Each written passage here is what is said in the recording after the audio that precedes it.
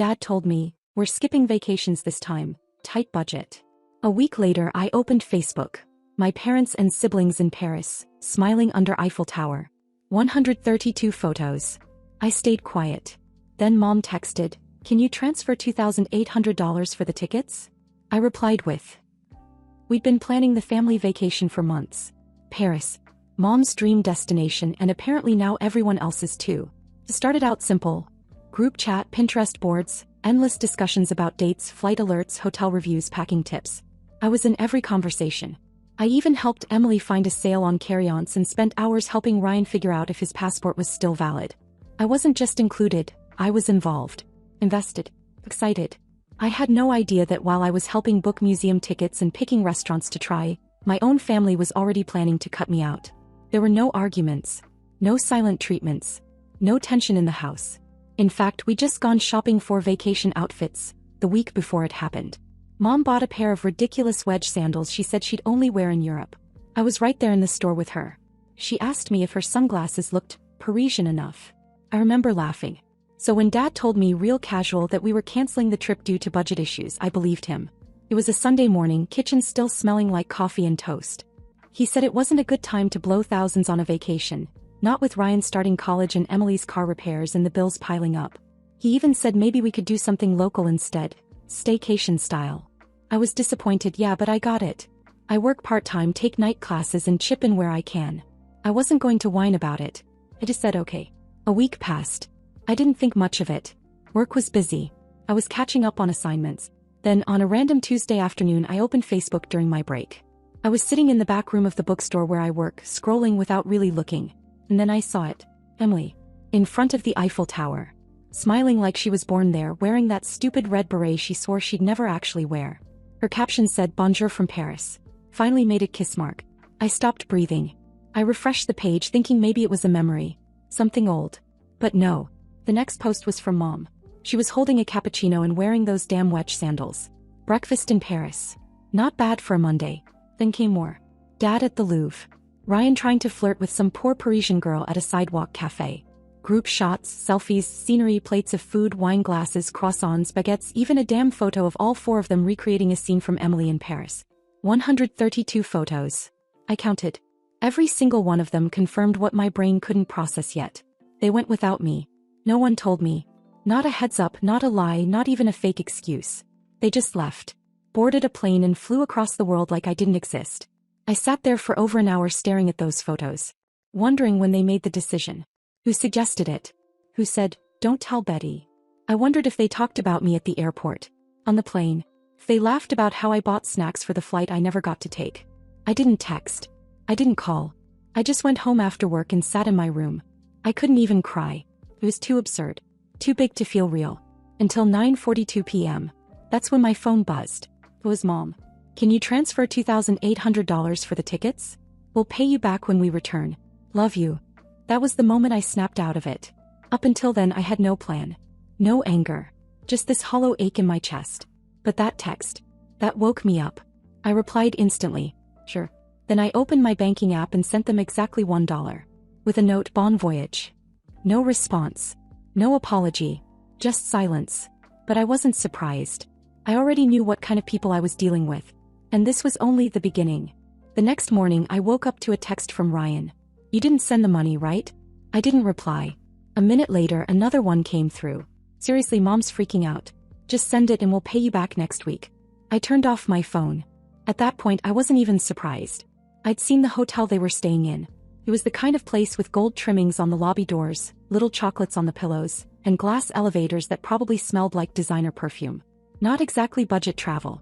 And now, after leaving me behind, they were relying on me to fund their luxury getaway? I was still living in the house, technically. So when they came back I knew I'd have to deal with them face to face. But I wasn't going to be guilt. I wasn't going to pretend any of this was normal. And I sure as hell wasn't going to wire over nearly $3,000 to cover their fun. What I didn't expect was how quickly their dream trip started falling apart. They stopped posting. Just like that. One day it was croissants and selfies in front of stained glass windows. The next day nothing. No more posts. No more check-ins.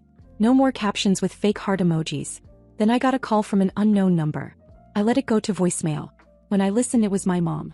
She sounded She just said they needed to talk about the money and asked me to call her back. That was it. No apology. No explanation. Just the same assumption that I'd bail them out. I didn't call back. Instead, I started piecing together what probably happened. The credit card they used must have gotten declined. Maybe at the hotel, maybe at dinner. Maybe someone tried to book a train to Versailles and the payment bounced. Either way, it was pretty clear. They'd gambled on me paying and lost. I figured they'd deal with it. They're adults. They wanted the trip without me, let them manage it without me too. Then came the curveball. Sunday afternoon, I got home from my shift and found Rick, one of Dad's oldest friends, sitting in our kitchen. I hadn't seen him in months. He looked uncomfortable. Not the usual casual kind of awkward, but like someone walking into a mess and realizing they shouldn't be there. He told me Dad had borrowed money from him. $3,000. 2 weeks ago. I didn't say anything at first. He looked at me waiting, then explained that Dad said I'd be helping pay it back once the trip was over. That's when it hit me. They had the trip planned, they just didn't have the money. And instead of canceling or cutting costs or, I don't know, including the person they originally planned it with, they decided I was more useful as an invisible wallet. Rick left shortly after, said he'd follow up in a week. He was polite, but I could tell he knew something was off too. That night, Emily came home first. She wasn't supposed to be back yet. None of them were. Her suitcase was half unzipped in the hallway, and she left a trail of shopping bags, shoes, and a half-eaten macaron box on the counter. She didn't say hi. Just walked into my room like nothing had happened. So that's it?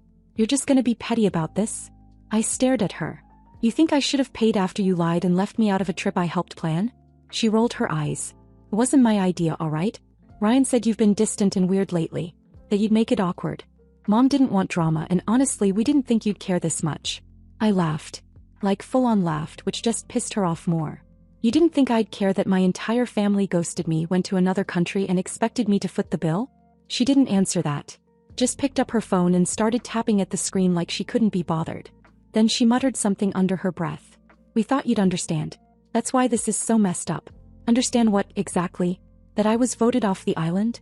That my own brother told everyone I'd ruined the vibe? That no one even gave me a chance to say anything before they decided I wasn't part of the picture?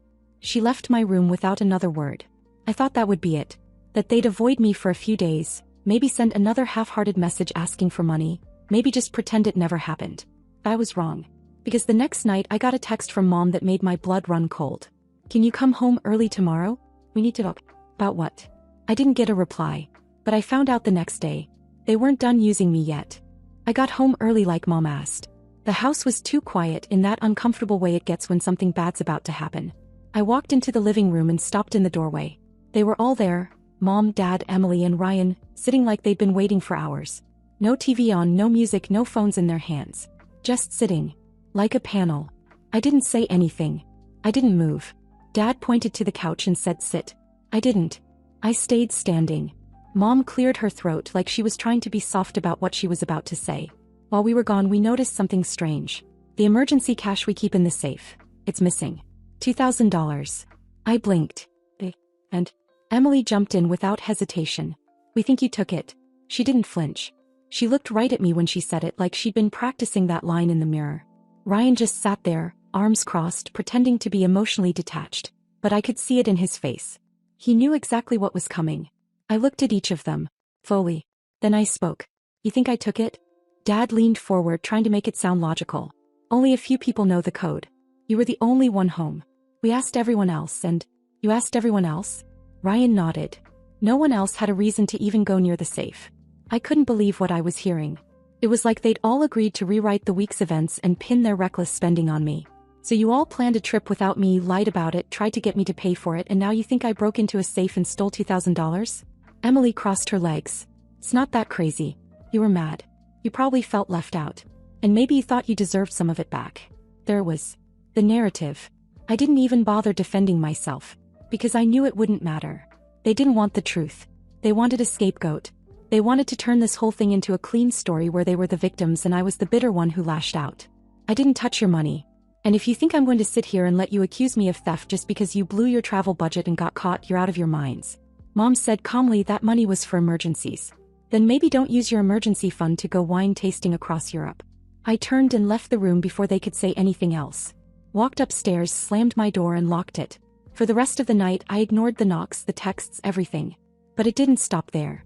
The next evening I got a phone call from Aunt Leslie, Mom's sister. I hadn't spoken to her in months. She started out with small talk, then casually asked if everything was okay. I told her yeah, things were fine. She paused for a second. Emily said you flew to Paris secretly. She said there was drama and that you came back early. Is that true? I sat down slowly. What? That's what she said. That there was a big fight over money and that you took something from the house before leaving. Leslie laughed a little. I told her that didn't sound like you, but I figured I'd ask. So now Emily was telling extended family I had gone to Paris with them, caused drama, stolen money, and snuck home early. That's how far she was willing to go. Not just blaming me inside the house, but rewriting the entire story and distributing it to the family tree. It was pure insanity. And still I kept quiet. Because I wasn't going to fight back with stories. I was going to let them dig the hole themselves. And when it collapsed, I'd be watching from the top. What I didn't know yet was that it wouldn't be me who exposed them. It would be Mom. Friday night I came home to the smell of roasted chicken and fresh bread. The table was already set. Napkins folded into little triangles, Mom's good wine glasses out, even the cloth runner she only uses when guests are over. Except there weren't any guests. Just the family. And me. The ghost they forgot in their vacation slideshow. I sat down without saying anything. Ryan was already halfway through a soda. Emily had that smug look she wears like perfume, and Dad was unusually quiet, pushing peas around his plate. No one mentioned Paris. No one mentioned the stolen money. Just silence and silverware clinks like we were pretending to be normal. Then Mom spoke. Betty, I know you didn't take the money. Her voice cut straight through the table. Emily froze mid-bite. Ryan's cup paused mid-air. I didn't move. I checked the safe logs. She said it so calmly it almost sounded rehearsed. The digital lock records every time it's opened. The safe was accessed twice while we were away. Once the night before you left, Emily. And once right after you checked into the hotel, Ryan. Neither of those times match anything Betty could have done. I didn't say a word. I watched. Emily glanced at Ryan, then at Dad. Then she smiled like she had a trick up her sleeve. Maybe she found a way in without the code. Mom didn't blink. So I checked the hallway camera. You didn't know I installed one last year. Motion activated. The only people near that safe while we were gone were you and your brother. Emily's smile cracked. Dad leaned back slowly like he suddenly wanted to disappear into the chair. Then Mom turned to me again. I also spoke to Rick. He told me about the loan. Said someone signed for me. But I didn't. And I know my own signature. Someone forged it. She slid a paper across the table. Emily and Ryan stared at it like it was a ticking bomb. That's Ryan's handwriting, I said without thinking. Emily snapped. This is ridiculous. You're really going to throw us under the bus for a few $100? 2,000, Mom said. And yes, I absolutely am. Ryan mumbled something barely audible. Then he stood up like he was going to leave. Sit. Dad's voice was sharp. He hadn't said a word until then. Ryan sat. Emily scoffed and muttered, "You gave birth to an idiot." That was it. Mom stood, walked around the table and slapped Emily across the face. The room went still. No one breathed. It wasn't brutal. It wasn't dramatic. But it was enough. Enough to stop whatever smug storm Emily was about to release. She touched her cheek like she couldn't believe it happened. Mom stood over her. I didn't raise you to be this. I didn't raise either of you to lie, steal, and turn on your own sister like she's disposable. Emily's eyes welled up. She's always playing the victim. Always acting like she's better than us. You don't even see it. Well, what I see is that you and Ryan planned a trip, cut your sister out of it, lied about it, tried to get her to pay for it, then blamed her when you got in over your heads. I see that you stole money from this house. And then tried to destroy the only person in it who hasn't betrayed anyone. Emily got up and stormed out. The front door slammed so hard the pictures on the wall rattled. Ryan stayed seated, completely pale. Mom turned to him. You're going to Uncle Greg's. Tonight. Don't argue. Ryan opened his mouth, then shut it. He nodded once and stood. After they both left, Mom sat back down and looked at me. Really looked at me. I believed them for a minute. I hate that I did. I didn't respond. I didn't need to. Dad finally spoke. You were right not to send the money. The house was quiet for the rest of the night. But as I was walking up the stairs, I heard Emily's car peel out of the driveway. And a thought hit me like a gut punch. She wasn't done. And next time she wasn't coming for my wallet. She was coming for me. The house finally settled into a strange, cold sort of peace. Ryan was gone, staying with Uncle Greg like Mom said. Emily hadn't come home since the night of the slap. Her car disappeared from the driveway that same evening and none of us asked where she went. Nobody wanted to break the silence. It felt temporary, fragile, like the eye of a storm. I wanted to believe it was over. That maybe, somehow things would just move on. But the thing about people like Emily is, when they can't control the room they try to burn it down. It started slow. A few odd looks at work. Then a coworker asked, "Hey, didn't you just get back from Paris?" I blinked. "Oh, I didn't go." She looked confused. "Emily said you had some kind of breakdown there. That you flew home early." I didn't even respond. I just walked away. My hands were shaking. It was the same lie she told Aunt Leslie, now just a little louder, a little more detailed. Later that day my manager pulled me into the office. He had a printed email in his hand. Someone claiming to be a customer said I'd been acting unprofessional, and implied I lashed out at a child during a reading event. Said I seemed unbalanced and needed time away. There was no name on the email. Just concerned parent. We don't have a reading event. Not since July.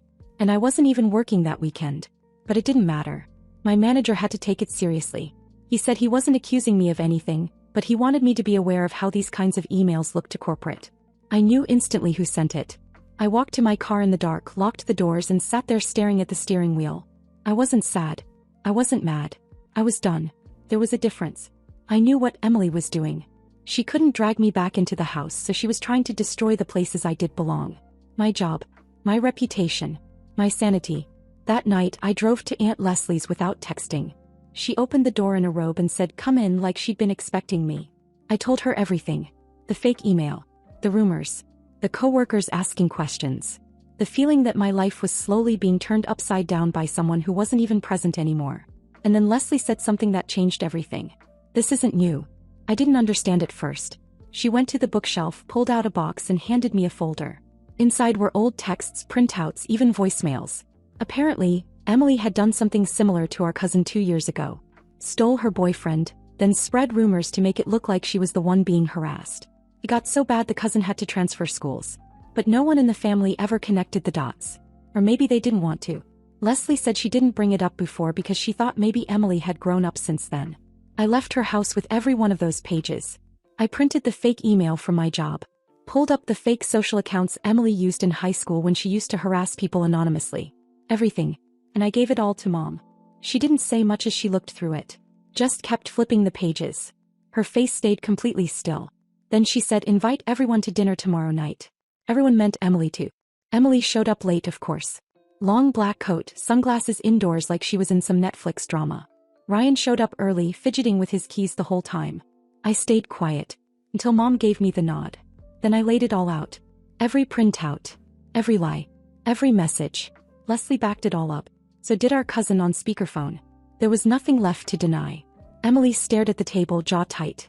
She said one thing. "This is insane." And Mom said one thing back.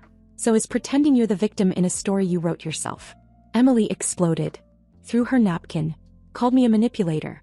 Said I always make things about me. Accused Mom of turning the whole family against her. And then she crossed a line. She looked straight at Mom and said, "I wish you'd given birth to someone else." That was it. Mom didn't slap her this time. She just stood up and pointed to the door. "Leave." Emily hesitated. Like she thought someone might defend her. No one did. Not even Ryan. She left. Quiet this time. No slammed doors. No tires squealing. Just gone. That night I got a text. From her. "I didn't think you'd fight back. Guess I was wrong. I'll fix it." A few minutes later, another one. "I'm sorry. But I wasn't sure I believed her. Not yet. Because people like Emily don't say sorry unless something broke. And I had a feeling the real apology wasn't for me. I didn't reply to Emily's texts. I didn't delete them either. They just sat there, unread and glowing on my screen like two little apologies waiting for me to forget the last 3 weeks of my life. I didn't forget. The house was quieter now, but not peaceful, just emptied out. Ryan was still gone, still staying at Uncle Greg's. He didn't show up, didn't text anyone, not even Mom. From what I heard through Leslie, he was working part-time at a warehouse, barely speaking to anyone. Maybe figuring things out, maybe just hiding. Either way, I didn't care. Emily stayed gone too. A full week went by. No sudden returns, no dramatic scenes. Her silence didn't feel like retreat. It felt like strategy. I half expected her to pop up with a new story, some final twist meant to flip everything back on me. But nothing came. Until Friday. Mom called me downstairs that afternoon. Her voice was flat. Not emotional. Just "Come down. He's here." I didn't ask who. I already knew. Emily was in the living room standing by the window. No makeup, no earrings, no performance. Just jeans, a hoodie and a face I hadn't seen in years. Hers not sculpted into some version of herself she wanted people to believe in. I stopped at the edge of the rug. She looked up, met my eyes. "Hi," she said. "Quiet. No drama." She didn't wait for permission to speak. "I wanted to ruin your life and I don't even have a good reason." "I did." She sat down slowly on the edge of the couch, like she wasn't sure if she deserved to sit in this house anymore. "I hated how easy things looked for you. Even when they weren't. I hated how people trusted you. How Mom and Dad always saw you as the stable one. I wanted people to see you crack. Just once. Just enough to make me feel like I wasn't the only broken one." She looked down. "So I did everything I could to break you. And I almost pulled it off. I didn't respond. I didn't even sit."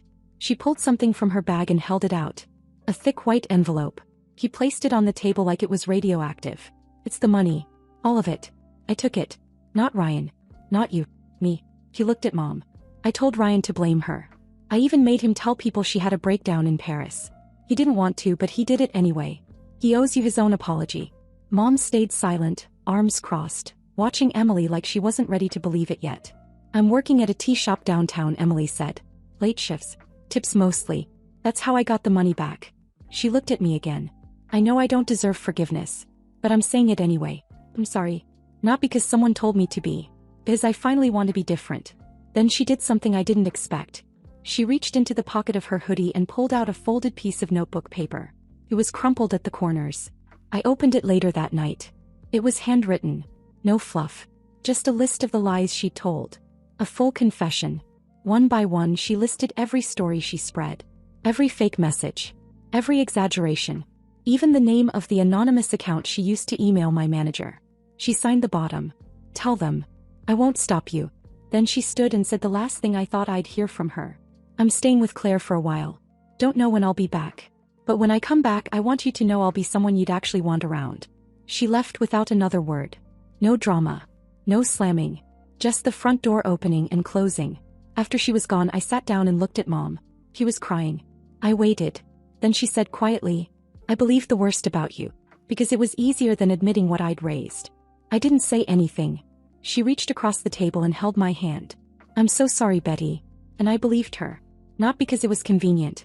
Not because I wanted to move on. But because for once she was willing to say it out loud. That she'd let it happen. That she'd been blind. That she had chosen the easy children over the honest one. It didn't fix everything. I still carried what they did. But that night I didn't eat alone. I didn't cry in my room. I didn't stay silent. We had dinner together. Just me and Mom. No photos. No Eiffel Tower. Just peace. Quiet. Real this time. And for the first time in years I didn't feel like I was fighting for space in my own family. They finally saw me. And this time no one looked away.